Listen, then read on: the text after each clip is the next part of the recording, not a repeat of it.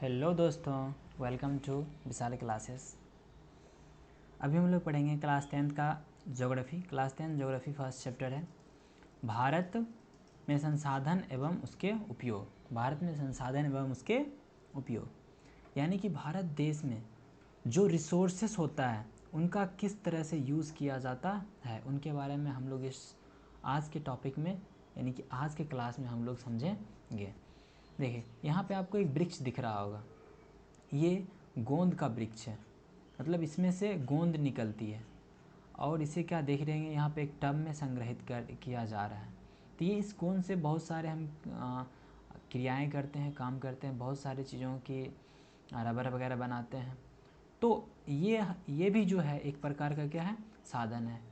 तो मुख्य रूप से इस चैप्टर में यानी कि आज के क्लास में हम लोग संसाधन के बारे में समझेंगे अच्छे तरीके से।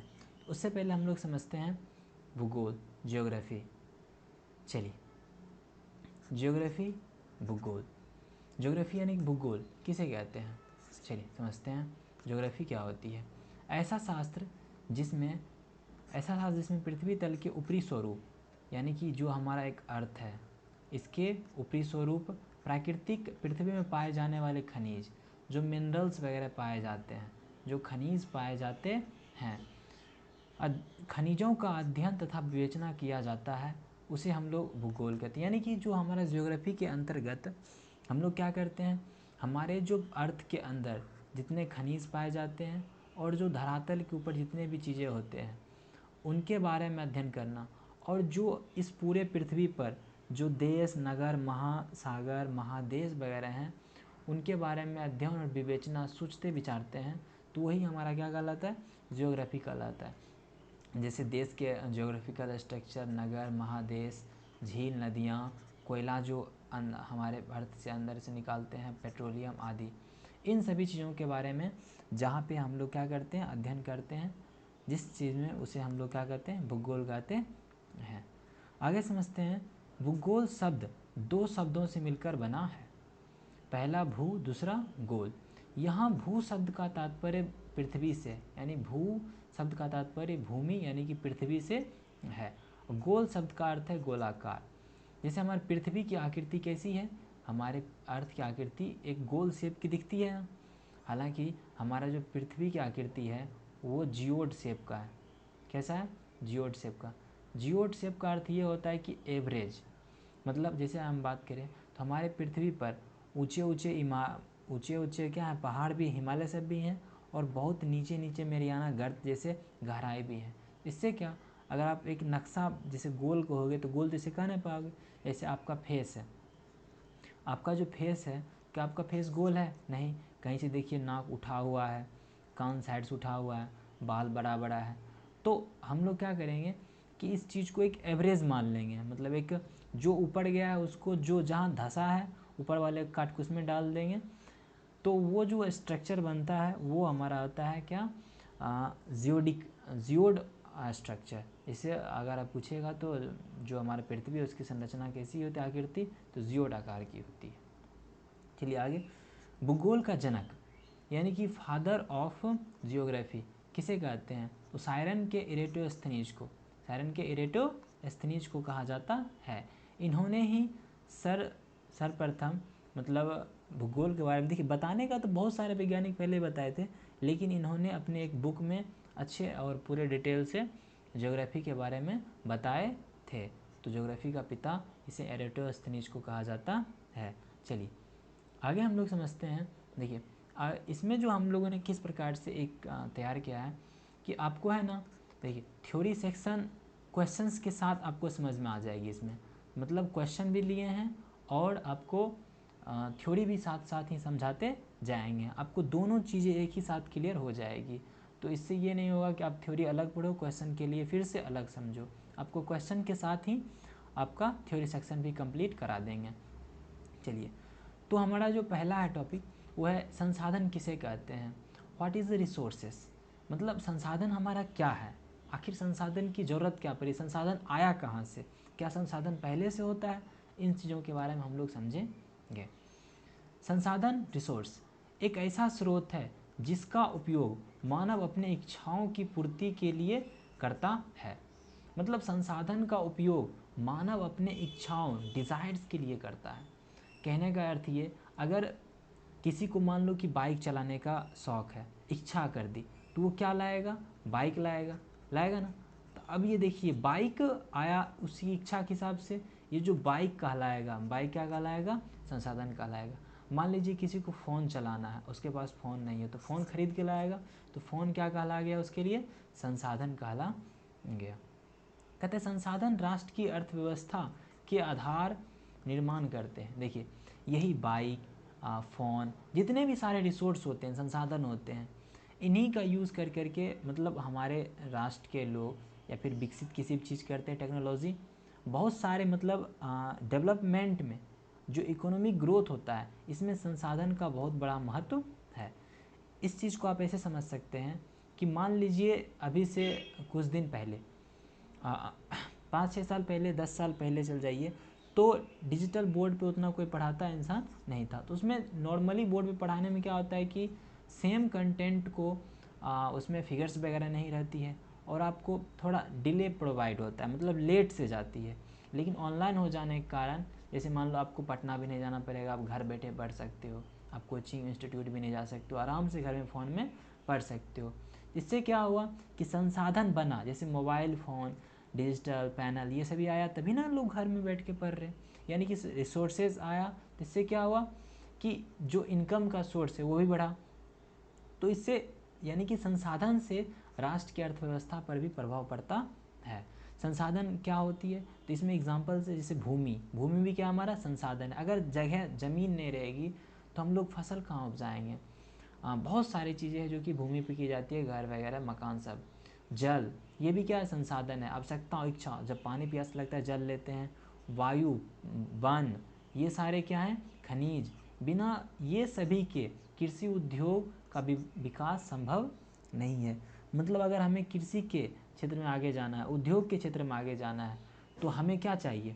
हमें जल चाहिए, भूमि चाहिए, वायु चाहिए, उसमें मिनरल्स चाहिए मिट्टी में, तभी हम लोग इस सेक्टर में आगे बढ़ सकते हैं। चलिए आगे समझते हैं कि संसाधन के उपयोग और उत्पत्ति के आधार पर संसाधन को 3 वर्गों में बांटा गया है। पहला विकसित संसाधन, दूसरा विकासशील संसाधन, तीसरा अर्धविकसित संसाधन। देखिए, विकसित संसाधन मतलब जहाँ पे डेवलपमेंट बहुत ही अच्छे तरीके से हो गया। एग्जाम्पल फॉर अमेरिका, जैसे अमेरिका सब में क्या है, वहाँ पर विकास मतलब पूरे एक उच्च स्तर तक हो गया है। और जैसे भारत, यहाँ क्या है? विकासशील स्थिति में। अर्धविकसित मतलब कुछ ऐसे देश जैसे कि साउथ अफ्रीका का देश ले लो, वहाँ पर बहुत सारे ऐसे देश हैं जो कि अर्धविकसित हैं, अभी पूर्ण रूप से विकसित नहीं हुए हैं, मतलब डेवलपमेंट की ओर बढ़ रहे हैं। लेकिन भारत कैसा है? विकासशील है, विकास कर रहा है। आने वाले समय में हम लोग अच्छे से ग्रोथ कर जाएंगे। देखिए, इसी में सबसे इम्पोर्टेंट कथन था, एक जिमरमैन साहब थे, ये आपके एग्ज़ाम में पूछा जाएगा कि संसाधन होते नहीं बनते हैं। ये कथन किनका दिया हुआ है? तो जिमरमैन का। संसाधन होते नहीं हैं, बनते हैं। देखिए, आप यहीं समझ सकते हैं, यानी कि रिसोर्सेस पहले से नहीं होता है, हम मानव अपने आवश्यकताओं के हिसाब से बनाते हैं। जैसे अगर बात करें, अगर हमें कहीं जाना है, एक स्थान दूसरे स्थान जाना है, तो पहले हम लोग जाते थे पैदल, तो बहुत ही ज़्यादा समय लगता था। उस समय को कम करने के लिए, यानी कि हमें आवश्यकता पड़ा कि हम कम समय में यहाँ जाएं, तो हमने क्या? वाहन, गाड़ी बनाया ना। अगर पहले के समय में चिट्ठी भेजा जाता था, मान लो इस गांव से इस शहर से चिट्ठी भेजना है, तो बहुत लंबा समय लगता था, तो इसमें बहुत सारी दिक्कतें आती थी। अब मान लो शादी मतलब कोई फंक्शन वगैरह हो, तो चिट्ठी वगैरह भेजने में बहुत लंबा समय लगता था। इससे क्या? फ़ोन वगैरह आया, डिजिटली सेवा आई, इससे हम कोई भी सूचनाएं आसानी से और जल्द कम समय में दूसरे के पास पहुंचा सकते हैं। तो जिमरमैन ने यही कहा था कि संसाधन पहले से नहीं होते, हम उसे बनाते हैं। संसाधन होते नहीं बल्कि बनते हैं आवश्यकता के अनुसार। इन्हीं में जिमरमैन ने कहा था कि जिमरमैन का मानना था कि कोई वस्तु प्रकृति में उपस्थित भले ही है, मतलब हमारे आस पड़ोस में भले ही कोई वस्तु उपस्थित है, परंतु जब तक हम उसका उपयोग अपने फायदे के लिए नहीं करते हैं तब तक उसे हम संसाधन नहीं कह सकते हैं।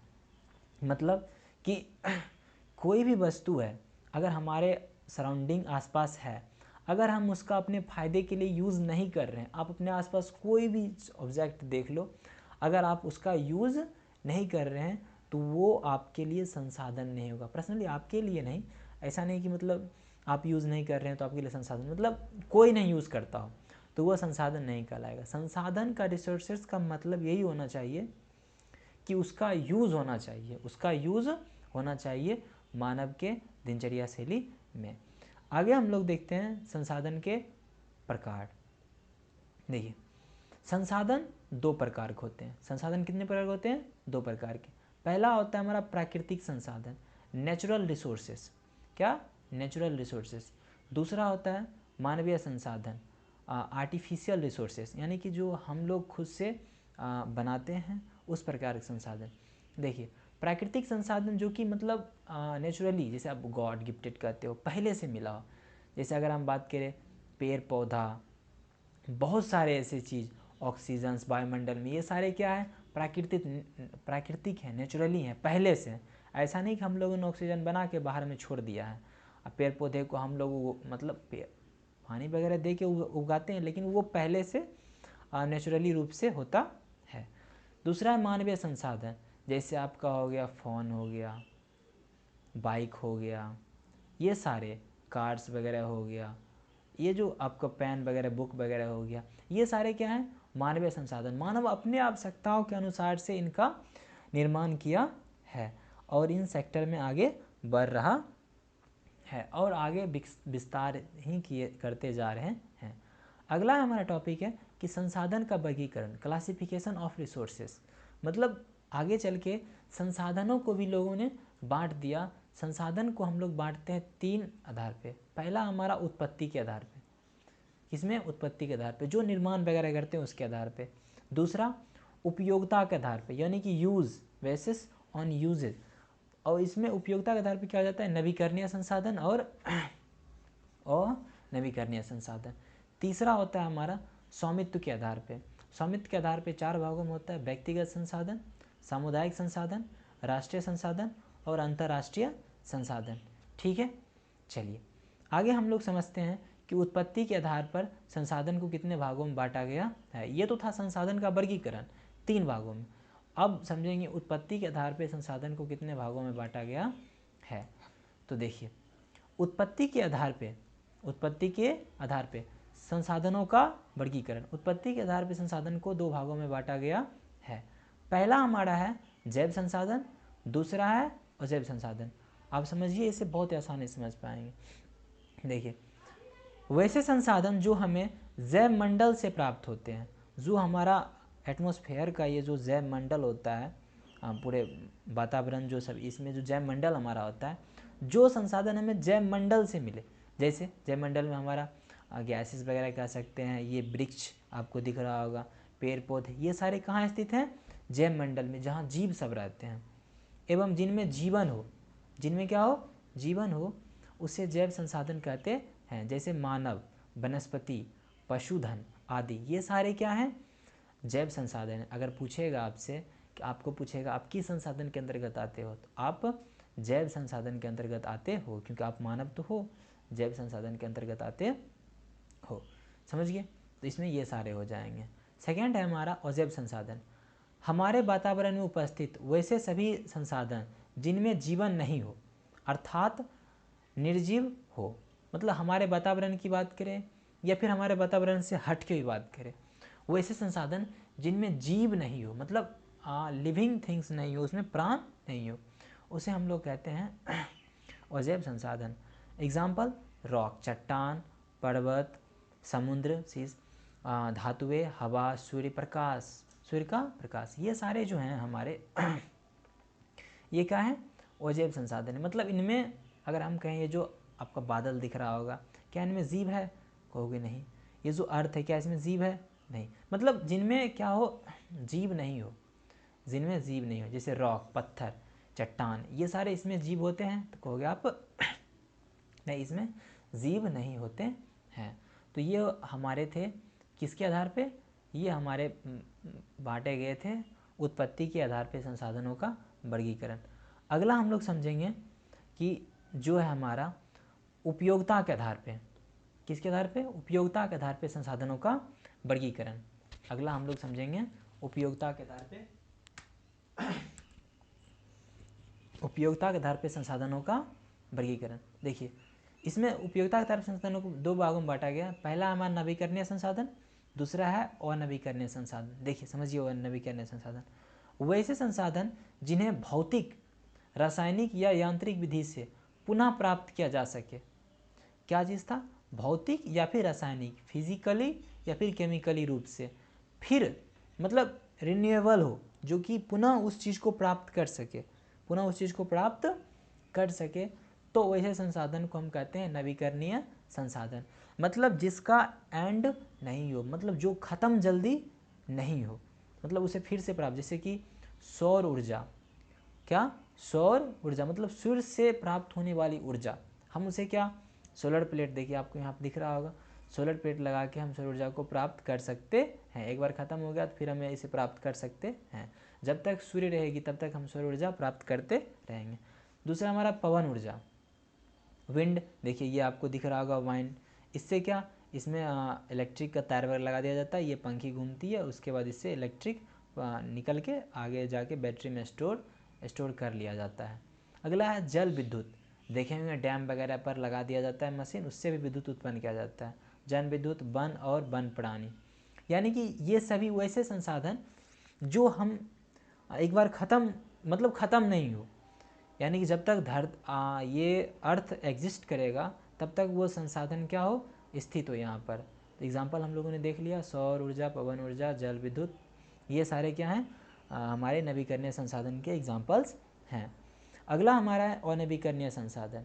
ऐसे संसाधन का विकास बहुत ही लंबे समय में होता है और बहुत जटिल प्रक्रिया से इसको पूरा होने में लाखों वर्ष का समय लगता है। देखिए अनवीकरणीय संसाधन मतलब ये बहुत लंबे समय में, लाख 2 लाख वर्षों में ये संसाधन जो है तैयार होती है।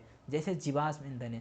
जीवाश्म ईंधन क्या होती है कि जैसे हमारे धरातल पे अभी देखिए हम लोग हैं, पेड़ पौधा है, बहुत सारी चीज़ें, तो अचानक मान लीजिए कोई भूकंप वगैरह आ गया तो हम लोग और पेड़ पौधा से भी धरती के अंदर चल गए, तो ये क्या हो गया? हम लोग धरती के अंदर चल गए। तो बहुत लाखों, मतलब बहुत वर्षों बाद हम लोग क्या होंगे? इसके अंदर सड़गल जाएंगे पूरा, मतलब एक जीवाश्म पेट्रोल के रूप में बदल जाएंगे। यही में जीव वगैरह भी होगा, अन्य सारे जीव भी होंगे। तो ये जो है ना, एक दिन में या फिर 1 साल, 10 साल पर, मतलब आसानी से, मतलब तुरंत समय में नहीं होता है। इसे निर्माण होने में बहुत लंबा समय लगता है यहाँ पर। उसका उदाहरण क्या है? जीवाश्म संसाधन है उसका एग्जाम्पल। चलिए और हमारा इसका लास्ट देखते हैं, इसका स्वामित्व के आधार पे। स्वामित्व के आधार पे, तो स्वामित्व के आधार पे संसाधन का वर्गीकरण। देखिए स्वामित्व के आधार पे संसाधन के 4 भागों में बांटा गया है। व्यक्तिगत संसाधन, सामुदायिक संसाधन, राष्ट्रीय संसाधन, अंतर्राष्ट्रीय संसाधन। चलिए एक एक कर को हम कवर करते हैं। व्यक्तिगत क्या? पर्सनली, जो पर्सनल एक सिंगल व्यक्ति का हो, सिंगल पर्सन का। सामुदायिक संसाधन पूरे एक समूह का हो, एक समुदाय का हो, ठीक है।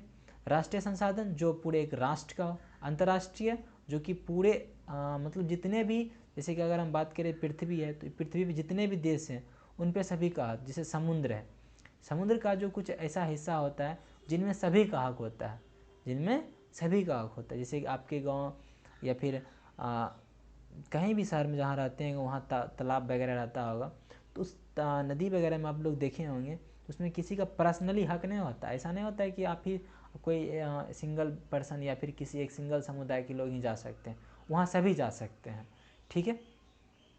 तो उसमें पहला हमारा है क्या? व्यक्तिगत संसाधन। क्या? व्यक्तिगत संसाधन। देखिए समझते हैं।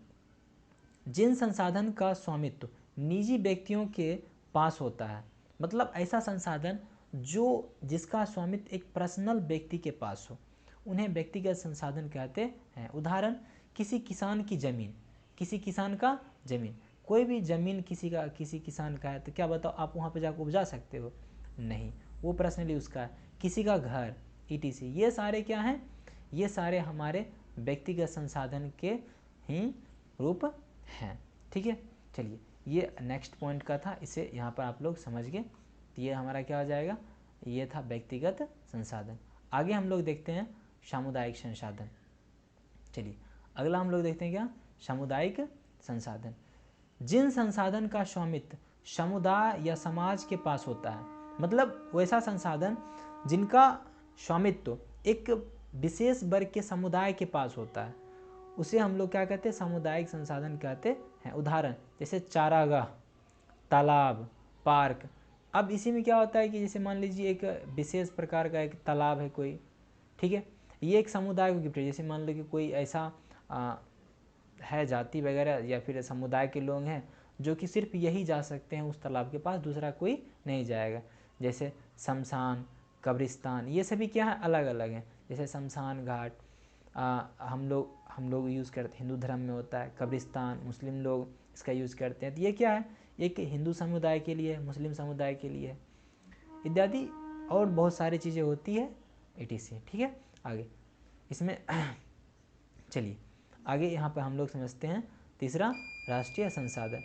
वैसे सभी संसाधन जो राष्ट्र की संपदा है, जो राष्ट्र की संपदा मतलब जो एक पूर्ण राष्ट्र का है, एक पूर्ण राष्ट्र का है, मतलब उस पर किसी फर्स्ट सिंगल या फिर किसी समुदाय के लोगों का अधिकार नहीं हो, एक पूरे राष्ट्र का हो। ठीक है, तो राष्ट्रीय संसाधन कहलाता है। जैसे सड़कें, नदियाँ, तालाब, मतलब कुछ ऐसे तालाब जैसे वगैरह होते हैं, इस पर क्या होता है कि सभी का अधिकार होता है। इसमें पर्सनली कोई व्यक्ति ही नहीं जा सकते, बल्कि सभी लोग वहाँ पे जा सकते हैं। जैसे सड़क वगैरह हो गया, इस पे सभी का अधिकार होता है। अगला हो गया जैसे बंजर भूमि, खनन क्षेत्र, ये सारे क्या है हमारे कह सकते हैं कि राष्ट्रीय संसाधन है। तो राष्ट्र की सीमा से 12 नॉटिकल मील तक के समुद्री तथा महासागरीय क्षेत्र तक उसके अंतर्गत आने वाले संसाधन, ये भी क्या कहलाते हैं, राष्ट्रीय संसाधन कहलाते हैं। किसी भी देश, जैसे कि भारत देश है, इस क्षेत्र से 12 नॉटिकल दूर तक के क्षेत्र जो होगा राष्ट्रीय संसाधन में आएगा। फोर्थ हमारा है एंड अंतर्राष्ट्रीय संसाधन। जिन संसाधन का नियंत्रण अंतर्राष्ट्रीय संस्थाओं द्वारा किया जाता है, इंटरनेशनल ऑर्गेनाइजेशन के द्वारा किया जाता है, उन्हें अंतर्राष्ट्रीय संसाधन कहते हैं। उदाहरण के लिए समुद्री क्षेत्र को लीजिए, किसी भी मतलब देश का नियंत्रण उस देश की तट से 200 किलोमीटर तक के समुद्री क्षेत्र पर ही होता है। जैसे 12 नॉटिकल की यहाँ पर बात की है, तो मतलब मैक्सिमम, जैसे मान लिया भारत देश है, तो भारत देश के एंड ऑफ द पॉइंट से 200 किलोमीटर तक ही भारत का अधिकार हो सकता है। उसके बाद वाला जितना भी क्षेत्र होगा, ये इंटरनेशनल रिसोर्सेस में आते हैं। इन पे सभी का अधिकार होता है, इन पे सभी अपना व्यक्तित्व रख सकते हैं। चलिए आज के क्लास में हम लोग यहाँ तक ही समझते हैं। इससे आगे के क्लास में हम लोग जो अगला का टॉपिक होगा हम उसके बारे में समझेंगे। तो यहाँ तक आशा करते हैं आप लोगों को समझ में आ गया होगा। ठीक है, ओके, बाय।